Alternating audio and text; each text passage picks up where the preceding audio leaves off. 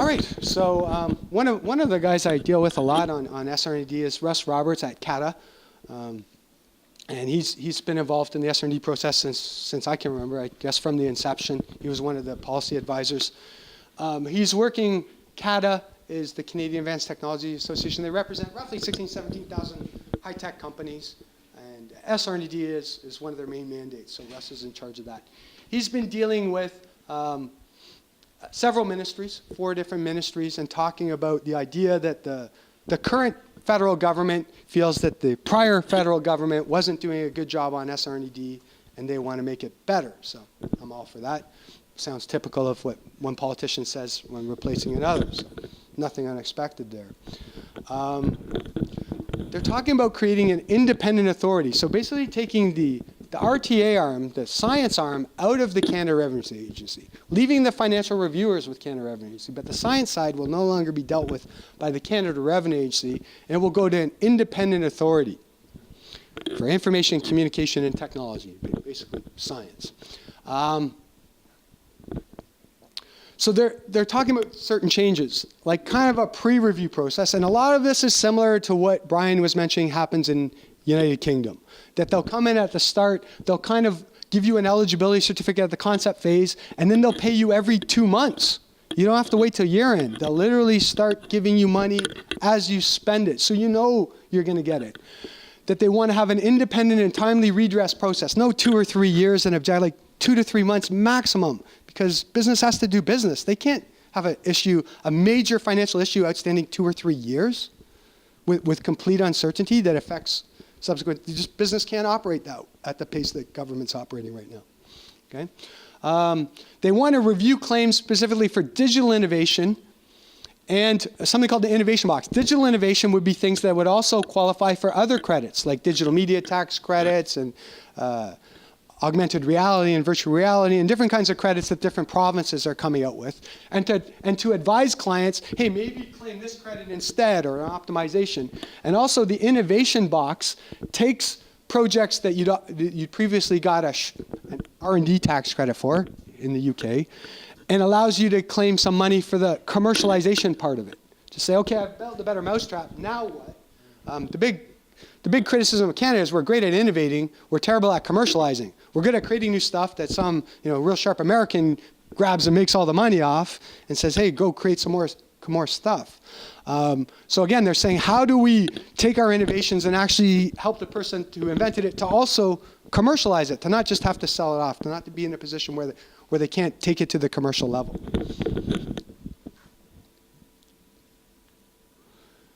Okay, and they're saying, so what will this require? And it's kind of the things that if you look in the tax court cases are missing. Companies have to benchmark their current model and innovation. So they got to do their due diligence, their prior art search, their standard practice, whatever you want to call that.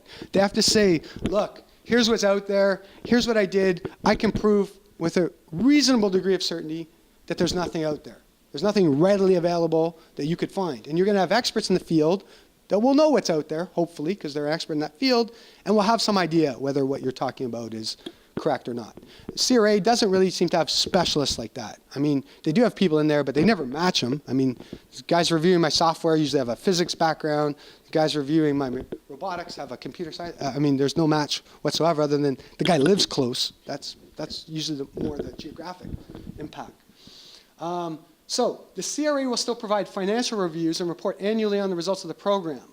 So again, a little more accountability as well being proposed on the CRA along the lines of what Brian was talking about, the accountability. Every 2 months, Her Majesty's Revenue reports to the Crown in the UK and to Parliament, what's happening? Did we create anything? Is it good? Is business happy? Where? There's no feedback or report card. In Canada, as Brian's saying, anything like the accountability that we're seeing in other countries who modeled their system after ours. Okay. Any other comments on anything we've talked about there? Or any other comments on anything? Because I guess that was our last formal issue that we had. And sure. Has there been any movement on any of the stuff that Canada's proposing? Have they been receptive? Any feedback at all?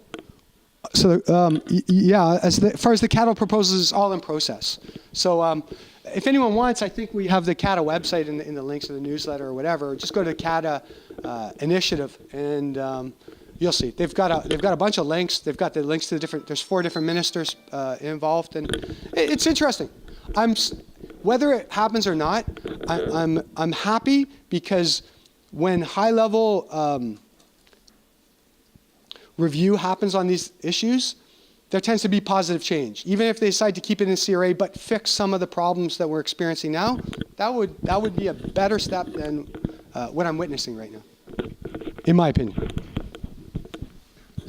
So David, you just mentioned the CRA recently came out to FITCAS meeting to scare off doctors now to claim SR&ED in the future. And Ottawa is not aware of the situation before, but now is here. Headquarters is aware of this situation. Do you expect CRA will continue this practice? I mean, continue staff off people during the FITCAS meetings? So my opinion on that is kind of based on what I just reviewed here. I think when you review the legislation, there's no way that they can really do it because what they're proposing is completely contrary to the legislation. I don't know what basis that they're doing it on. I mean, I have letters where they quote sections of the Income Tax Act, but I guarantee you the people who wrote that don't know how to read the Income Tax Act. Because when I read those sections, I'm not getting any of the same implications out of it that they are. So what I'd like to do is just discuss it openly with whatever parties that are. What does the legislation say? What does this mean? And who's correct? And let the chips fall where they may. But based on what I've reviewed here, I don't think there is any requirement for that to be treated as government assistance unless you can argue it's reasonable to say that if the hospitals won't disclose how much amount, then all of it's in. And I don't think that's a reasonable position, but I think it's a weak position that could be exploited by the CRA. And it's a position that's created by the hospitals by not following their legal obligation. So again, I'm leery to point all the blame at the CRA, saying that there's blame in a lot of places here. And the doctor who's the medical specialist, who's foregone making the big bucks in the United States to work here because our government's decided to control their income, we're saying, well, because our government's collecting the income for you, you shouldn't get any SR&ED credit. That's almost adding insult onto injury. I can't support that in any way. But we'll see how it plays out. There's supposed to be policy documents coming out from Ottawa in the near future, I'm told.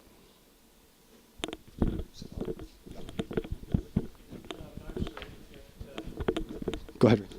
Just one comment or a question. You know, like how you said that you'd have to have a certificate of eligibility. Is that like you have to have that? Or, because now you're getting into... So the UK system with the certificate of eligibility up front, I'm actually not familiar with how that system works, whether it's an option to do that up front or whether you have to, kind of have things pre-reviewed.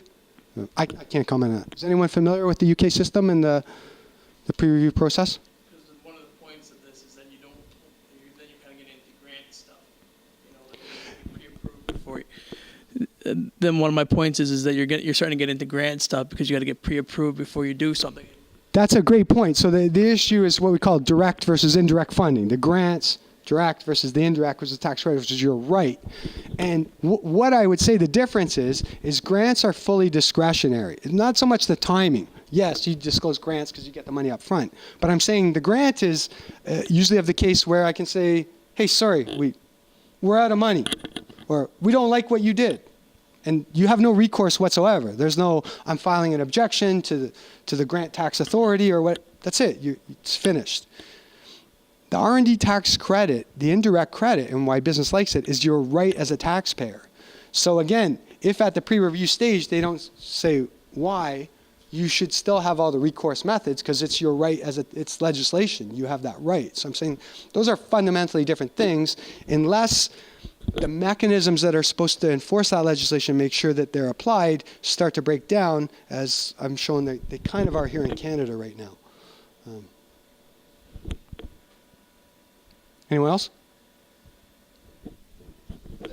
Just to follow up my last question, let's say if CIA, hypothetically, if CIA continues to scarf people in FITCAS meetings, not just relate to medical threat or other clients, should we file a formal complaint?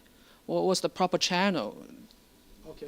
So, I mean, the question here is, what if I feel that the CRA is being violating any of my clients' rights? So the proper channel on filing a service complaint is there's a bill of rights for the taxpayer. There's 20 specific rights that they have. There's more for small business. There's like another, I don't know, 5 or 7. And if they violated any single one of them, then you have a basis for a service complaint. I mean, I've sat in meetings where I think they violated every single one of them. So, I mean, it would be easy to file that. Having said that, I've never actually filed a service complaint against a CRA employee. I've threatened to on 2 different occasions, but then they recanted whatever caused the problem, and we just proceeded forward. But it's your right to file a service complaint. I'd say if you're going to do it, have all your facts straight, make sure that you've got a situation that warrants it, and yeah, absolutely. Any other comments, issues, questions, or things to note before we formally wrap it up? Yes, go ahead. Okay. Sorry. So where it says full screen, take that off. All right, I'll just read it. Hang on. There we go. So if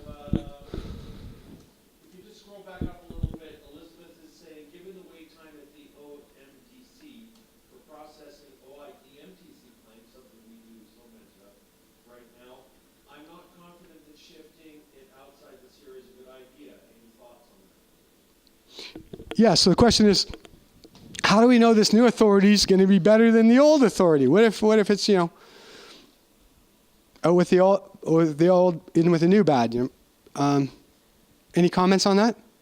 I think one of the things, just before I throw it to the floor, is that they're talking about having quicker redress policy, 2 to 3 months. They've said it right in there. So I'm saying that's significantly different than anything we've seen. I mean, OIT, digital media tax credits, we know are typically like a 1 to 3 year process in there, depending how you file it.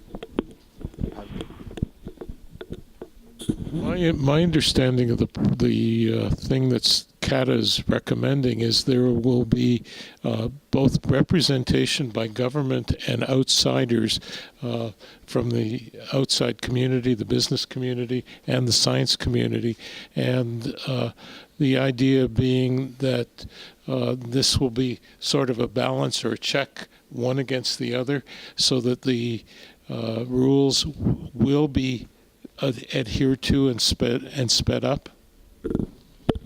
Yeah, I've heard that for 20 years now, to have an independent arbitration third-party small business authority or something. The proposed body. And that's what I'm saying, that everyone's been amenable to that. I think in practice, they bring up a lot of issues about confidentiality and, you know, I'm going to review my competitor or whatever, but I think all those things could be dealt with if done. What I'm happiest about is the timeline.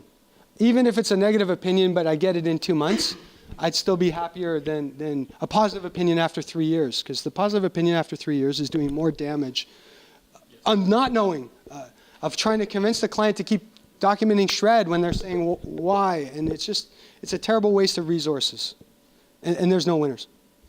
It's a quick one. What fraction of CATA's recommendations have been implemented in the past? So the question is, what fraction of CATA's implementations have been implemented in the past?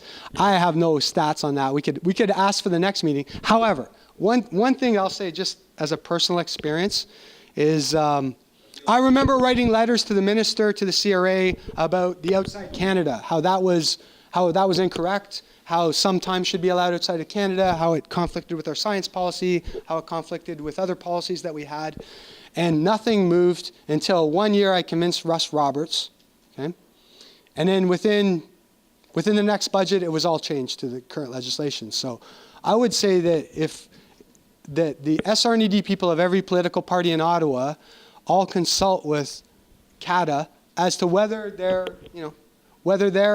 proposals are accepted by the 16,000, 17,000 high-tech industry participants or not, because having them go against you is probably not a politically great picture. I mean, unless you can really stand by why that would be. So to summarize, getting CATA to agree with my positions has been the most effective way of getting actual legislation changed in any time over 20 years.